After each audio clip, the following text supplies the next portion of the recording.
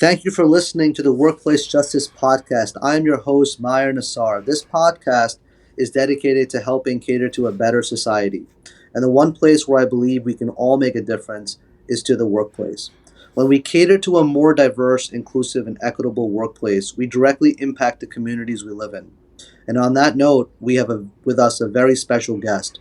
She's a disruptor, a trailblazer, a change agent, and a leader who believes in living an authentic life even if it makes people uncomfortable. She grew up an only child in rural southeast Alabama, where she was raised by her educator parents to persist in the face of personal and professional adversity.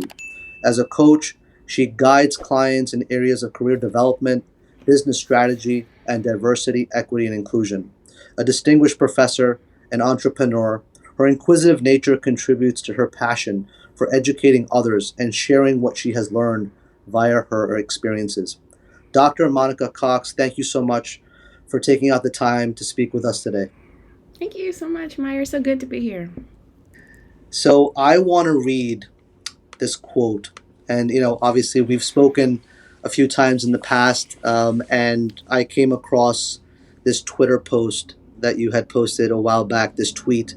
And this tweet was like so powerful. It was so to the point that addressed everyone's mind when we have all these social justice movements and we see all of these companies that are trying to do more about, you know, saying the right things, demonstrating the right things, showing to us that diversity, equity, and inclusion are so important to them.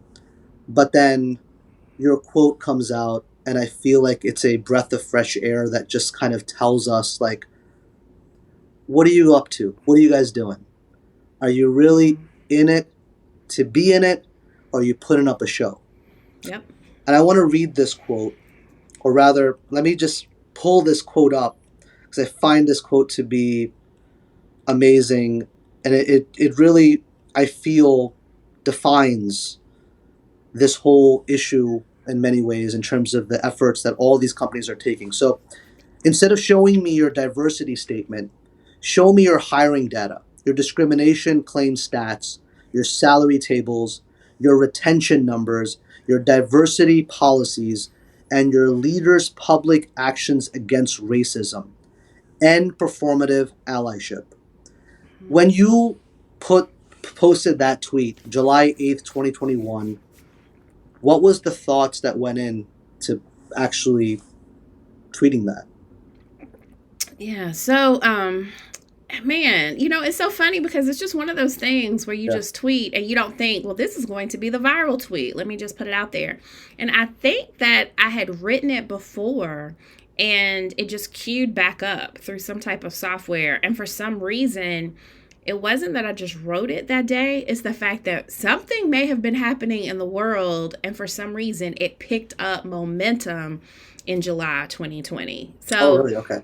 yes, but I still think that's really interesting because I think we were that would be like almost a year after the murder. It was a little bit over a year after the murder of George Floyd when everybody had all of their campaigns and everything they were doing very publicly.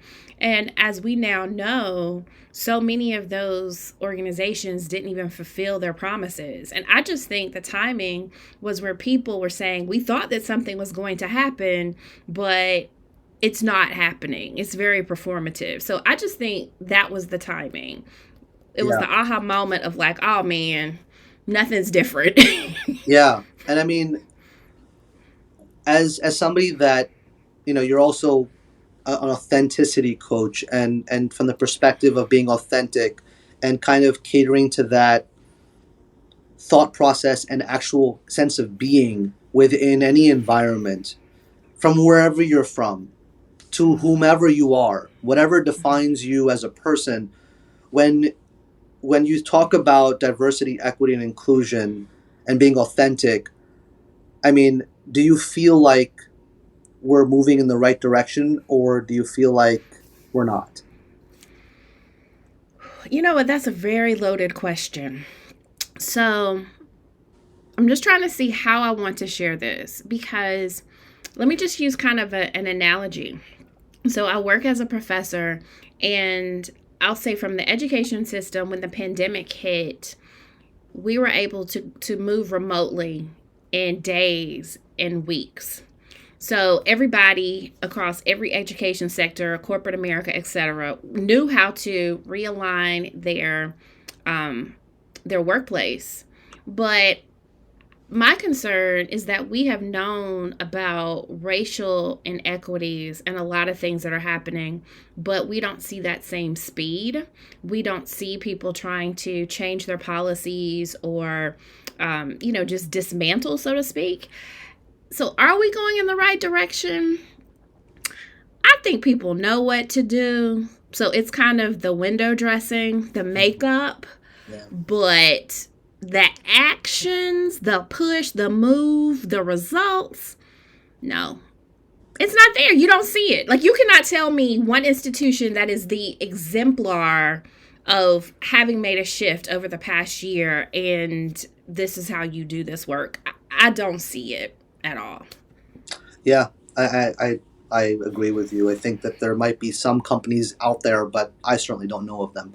Mm-mm. But And they're not the major ones. they're not the major ones. Absolutely not, right? The bigger employers, the ones that have the largest number of employees. And I think from the perspective of catering to diversity, equity, and inclusion, what do you feel could be something that companies should be doing if they really want to be true to this effort? I think one is transparency. So if you go back to the tweet and it's saying, show me this, show me your data, we know that a lot of people aren't doing the work well. But I think a step is to just show us that you're not doing the work well. So I think people are still caught up in the fact that they're still marketing and saying, oh, we're so committed to this. Right. But it's like you're not. And so I feel like that's what would be fresh to have a place say, we suck wind, in this area. We know it. And here's another one, hold us accountable for being terrible and check in with us in 6 months, check in with us in 1 month. And we're going to have like a public site that shows what we're doing. It's that level of transparency. And we talk about authenticity, but that's what people want. Yeah. And the accountability of saying, like, if you recruit me to this place and you say this is who you are and you're not, then help me to find something else. So it's also this other space where I see many companies are hands off when they're not who they claim to be.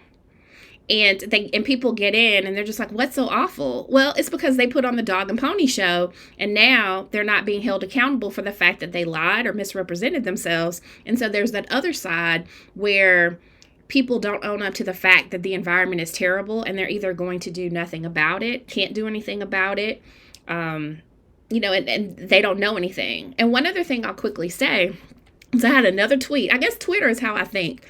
But, we often talk about imposter syndrome. And my aha moment last week was when I said the workplaces are the ones who are the imposters. So many people who get into places start to feel that they're inadequate, but the workplaces don't have the strategies to do the work really well when it comes to diversity, equity, and inclusion. And they just very much put on, that persona. But in reality, it's just, smoke and mirrors. So that's what I call, the workplace imposter. Yeah, I agree with you. And I think that, in terms of, a lot of these companies that are out there, especially the larger ones, they spend a lot of money in their image, their branding, their marketing. And they'll, obviously hire a diverse look. They'll hire people that will maybe perhaps fill in a quota. And Yes. they will do things as a means to show. And it's really show. Like when you say performative allyship, I think it's such a powerful descriptor of what we're seeing and how we can kind of shift as a community, as a society, to one where actually people believe in the actual values that is at the foundation of all of this, where people feel like they belong, that this is our home, this is a place where we go and we can be ourselves and not have to go through this process of what we call that imposter syndrome, where we have to show to someone in order to succeed in that environment that we're somebody else, that they want us to Yes, be, and not be true to ourselves. absolutely. I think, how do we cater to a more authentic place? I think that's one of the things I feel I'm drawn to authenticity, and I try, and Hmm. everybody should be drawn to somebody's authenticity because you're not getting a Right. flavor, you're getting exactly what it is. How does Absolutely. one really cater to authenticity and being themselves and true to themselves? Yeah, well, you're really pushing me today, but I love my metaphors. And so I'm going to use a metaphor that's maybe like a cake. And when you think about all the ingredients that have to go into a cake, like each of those comes together to give you the desired product, which would hopefully be this moist cake. But if you omit like your vanilla extract, then the cake is not going to have that same flavor. And I think that in the workplace, we need to, like when we have a new ingredient that comes in, like, oh, I want to add chocolate chips or whatever, then you need to make sure that you're adjusting the recipe to account for the addition that's coming in. You're making sure that everything is as it should be. And so often, I think, the chocolate chips are an afterthought, but you can't make it an afterthought because otherwise your cake is not going to be what it needs to be. So, what I'm saying is, if we're going to do this work well, you have to lay all the ingredients out, see what you have in the kitchen, and say, we have to put this together so that at the end, it has the consistency we want, it has the flavor we want. Maybe you have to bake it differently because the volume is different, but every time you add something different, your recipe changes. And the problem is, people want that same old, like, raggedy pound cake recipe, Yeah. but we want to add all these other things to it, and it's like, you can't do it. That's not going to work. That's not the same pound cake that you started out with. You have like a super duper decker chocolate chip lavender something Yeah. that is Yeah. different. So, I hope that makes sense, but I just feel like people don't want to change the recipe. That's what I'll leave it with. They don't want to change the recipe. I love that analogy, and I do feel Yeah. like I'm probably going to get a piece of cake after this.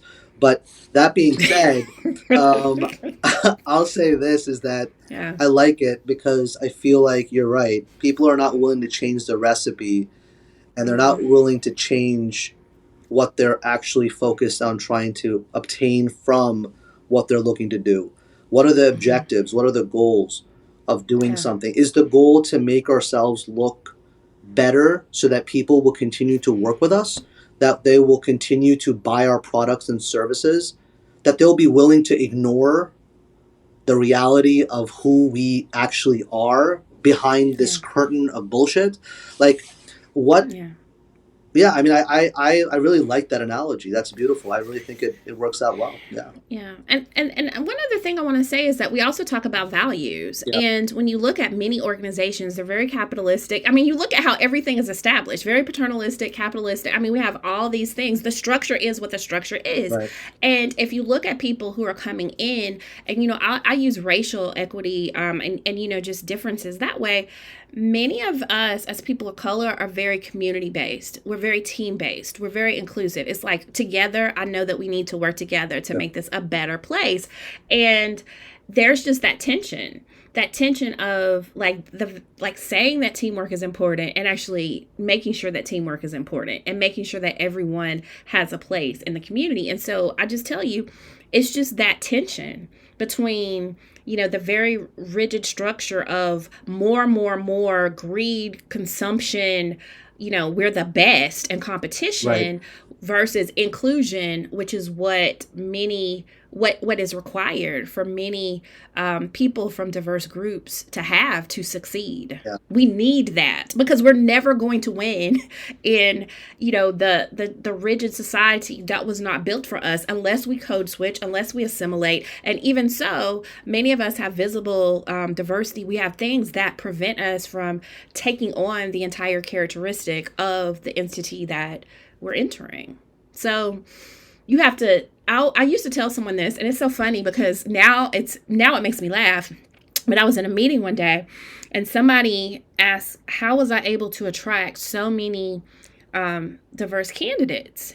And I said, what we did was, like, restructure. Like we evaluated everything. You have to tear down your policies and look at exactly what it says and how it really is implemented. You have to look at like literally everything and then build it back up, similar to what I said about the cake. You have to mix it, you have to bake it, you have to make sure that it now represents who you say you are. And many organizations don't get to that naked level, that authentic level, to say this is where we're great, this is where we're not great, and it's going to take courage for us to get to the place where we're great. A lot of people don't want to do that work. It's funny that we talk about being authentic at work, but being courageous is something that a lot of people don't have. And I've even been thinking about that today. In the workplace, we aren't taught to be brave. We don't think that we have to be brave. It's like we're not at war or we're not having to sacrifice.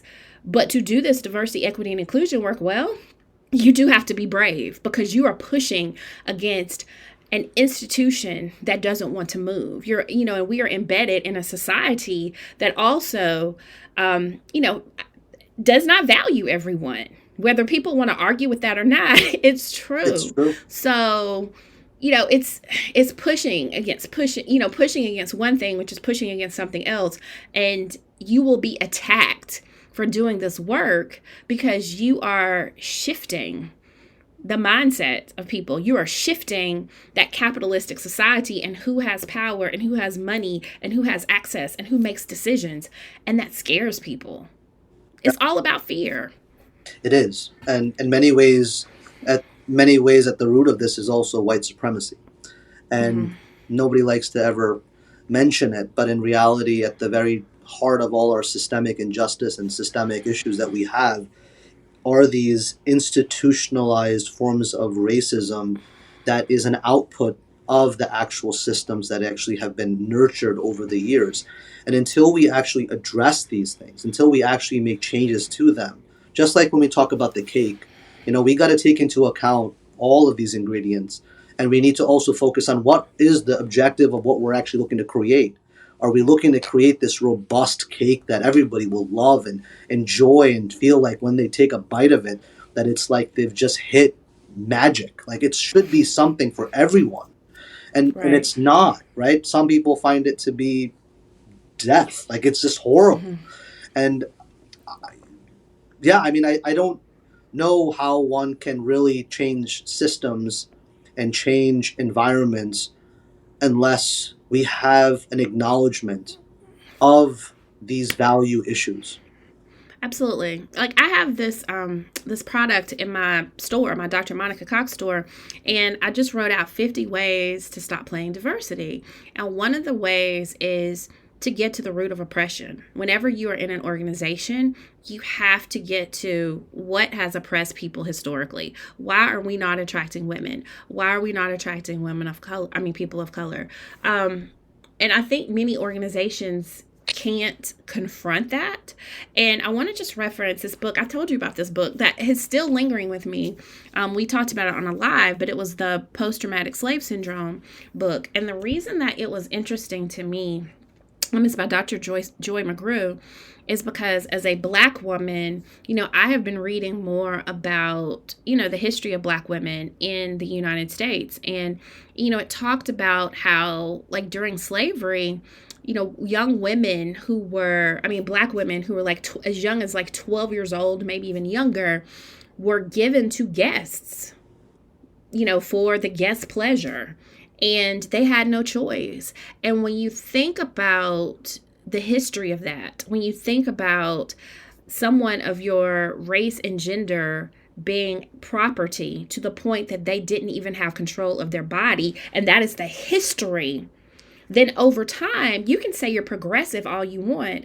But when the original use or purpose for someone who looked like you was an object and property, then it takes time to value that person because of how it originally started, being used in this country. And I think it's that type of stuff. When I say go back to the root of what people thought about anyone, any person, any group. And you'll often see that, value was placed in just one kind of person.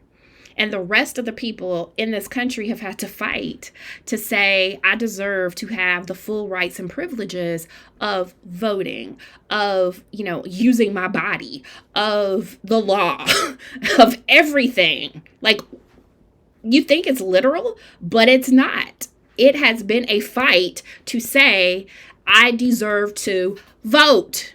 I deserve to sit at the front of the bus. I deserve to go to school at any university in this country. Like, if you really, if we really think about it, Mahir, that seems like a joke. Like us as 2020 people in 2022. Yeah. It's like, oh, the Constitution says, as an American, I can do whatever I want. But no, we still can't. Yeah. And it's that part. And it transitions, it translates to the workplace too. It's not as blatant sometimes, but it is when you start digging, when you start looking at policies, when you start looking at who has privilege and who doesn't. I wrote something like this, whose stories are believed, who gets by with certain behaviors, who gets paid the most. It's the same concept. Right. Yeah. And I think, you touch upon things that I think a lot of people in today's society really lack perspective of, that they don't understand how much people of color have had to fight just to simply be at the table, to have that place and to be seen, to be acknowledged as having an equal sitting right to be at that table, rather than just being within the room in a corner, and not even acknowledged and heard and seen. And I think that's, a lot of times, we can have all these different laws that exist. And I think that, I think there's many laws that exist right now that paint a very clear picture as to what is right and what is wrong. And it just sometimes and most times doesn't even come out like that, because what we are ultimately looking to do is we're looking to, if that is the objective, if the objective is, okay, and I think that's where the problem lies, is that what is the objective? What is the objective? Is the objective to continue to support the systems of oppression, to kind of support the systems of like modern enslavement, of where people can't really have a choice to live the life that they deserve and choose to live at the hands of those that want to have control and power, and to keep that power to themselves? I mean, how do we reckon? Where's the reckoning? Where are we going to get this justice? Because I know it's tough. It's just a rhetorical question. I don't think there's any particular answer that could really get it done in this podcast. But for all those that are listening, I think that these issues are serious. And I think for especially those that experience, a lot of times we talk about implicit bias within the workplace. And we talk about how within these work environments, we're having these conversations. Obviously, it's good to be even having the conversation in the first place about diversity, equity, inclusion. At least there is some acknowledgement that we do have a problem. Here's what it is. But what we're doing right now is like what you said, we're doing it for the wrong reasons. And we need to figure out how do we translate that into a more value-oriented reason that is consistent with people feeling like they truly belong in that environment. Absolutely. And you know what? I want to bring up another thing. As you were talking, it was kind of an aha for me, where I don't think I've ever heard anyone talk about this point, but it's the naivete, so to speak, of people who think that systems are just. So, for me, it's that first time where you kind of think, oh, okay, well, if I'm a leader and if, this person is treated this way as a leader, when I come in as a leader, here's my rule book. Here are the things that being a leader means in this space. But when you kind of get hit with the fact that it's not real, I think that there's also this hurt that people feel, because you realize for once that you're not equal. I mean, that equality is not real. You kind of realize, oh my gosh, I have this image of myself in my head where I think I can do anything. I am valuable, I am precious. And it's just that moment where, dare I say, a workplace or a space almost hurts your feelings. It's that, like, who do you think you are? Yeah. And I don't know if we even process that. Like, that's something that I have had to deal with, as a professor over my work life. It's the fact that everything is not the same. But in what class are you taught that? And some people be like, well, oh, that's just life. But I think that we have such a noble image of work. And for those of us who come from, environments where our people are like, just show up on time, do a good job, be a good steward of the thing that you're given, because that's the thing that is so rewarding. When that place betrays you, when that space shows that it's not recognizing what you're bringing to it, that's where I tell people we have to realize that we are renters and leasers. You have to have a different relationship about work and understand the transactional nature of being in that space. It is not a marriage. This is not someone who's committing to you. You have to sometimes protect yourself within an organization or space that does not love you back. It doesn't protect you. So how do you deal with that? So it kind of relates to what you were saying, but I feel like there's so much complexity in that. I also think it's like a relationship. You can't just, I said this to someone earlier, you just can't jump in everybody's bed. It's not safe. It's not good for you.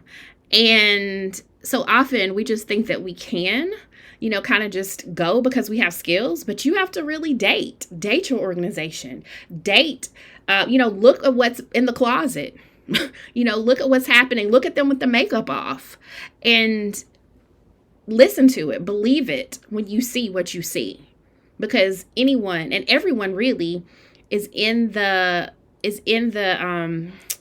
space of marketing and presenting themselves. You see no organization that says, like I said, they suck. They would never say that. Right. Yeah.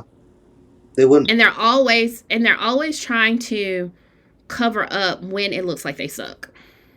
Yeah. They're spinning the narrative to be like, oh no, that's not what you think it is.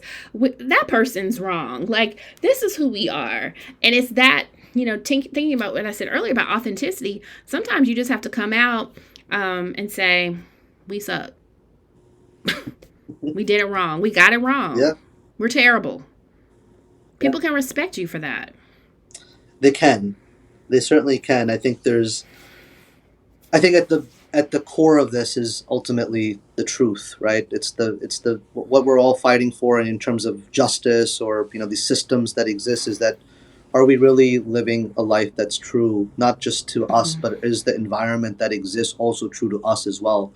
And it's Absolutely. and it's very difficult. And one of the things that you mentioned before about like how these systems of laws that exist and the way these institutions are structured, just in terms of looking at how they operate, how they result in what people experience, especially people of color, people that are not white men, how it's so different, how it's not, well, we expect one thing, we celebrate on July 4th the Declaration of Independence, but that Declaration of Independence wasn't for everyone, right? It wasn't for everyone. But we see the fireworks and we celebrate it, and we're so proud that we were able to fight off the colonizers, those that oppressed us. But what about the oppression that existed here? And those are the things that we are still fighting for. We're still fighting against. So I think, there's a lot of work to do. There's a lot of things to address here. But, I'm hopeful that performative allyship that you talk about can truly become one in which there's truth behind the allyship, that there's actual work that is valued at seeking truth, justice, and really catering to an inclusive environment for all people. Because if we don't, then I don't really see us being really the United States of America. Yeah, absolutely. And you know what? I was talking to a friend about this, and we're just talking about humanity. A lot of this is just it's like caring for, your brother or your sister. And it's just like, as a human, I respect you. As a human, I want you to live the best life you can. And I think so often we do make it really hard, but when you think about civil rights, it's the fact that everyone has a right to, live their lives the way they need to. And the words of the Constitution are amazing. It's the execution, it's like, life, liberty, and, justice for all. Maybe is that the Pledge of Allegiance? I'm sorry. It's all But, the pursuit of happiness. Yes, yes. And you know what? And all the words, and it's so funny, the way I say it is that we have so many words jumbled up, and it sounds so beautiful and so poetic. Yeah. And oh my gosh, even the Statue of Liberty, give us your tired, your poor. Yeah. I mean, it's just so welcoming and loving, and this is the best life that you could live. But we just have to implement that. We have to operationalize it. We have to make sure that it's real. And that's what justice is, know? We need accountability. That's what it's supposed to be. I agree. Well, Dr. Cox, it's been an amazing conversation. I want to thank you for having this conversation. It was raw, it was true, it was honest, and it was really something that I felt like we both connected, and I appreciate your time and giving us more and more about how we can cater to a more diverse, equitable, and inclusive society as a whole, just not the workplace, but beyond. So thank you for taking out the time. Thank you for inviting me. It's been fun. Awesome. Thank you.